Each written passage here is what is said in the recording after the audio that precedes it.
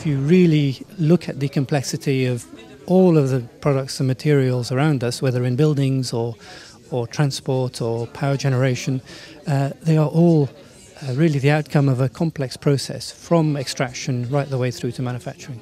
And how that industry operates and the technology that it uses obviously has a major impact on the raw material usage and basic resource usage and also energy efficiency. We are most vulnerable of all trading blocks in the world because we import so many resources. So it's extremely important that we become much more efficient with our resources. Innovation is extremely important. Also for finding alternatives. We all know the importance of rare earth metals for solar panels, for wind turbines, etc., etc. And we won't reach our renewable energy targets if we are totally dependent on rare earth. For decades, we've looked at energy efficiency from a European level, from a national level to local level. But we believe now there is a step change required. We have to understand how we measure our resource usage, which is a major weakness and one that the regulator is especially challenged with. We would in fact encourage and do encourage that life cycle assessment is used to look at the pluses and minuses of using different types of technologies and of course their associated raw material input.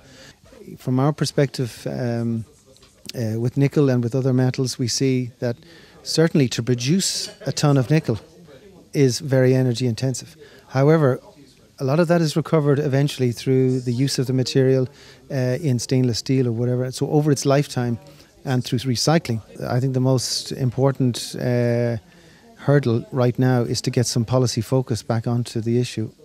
Unfortunately, with the financial crisis, heads of governments are just not focused on it at the moment.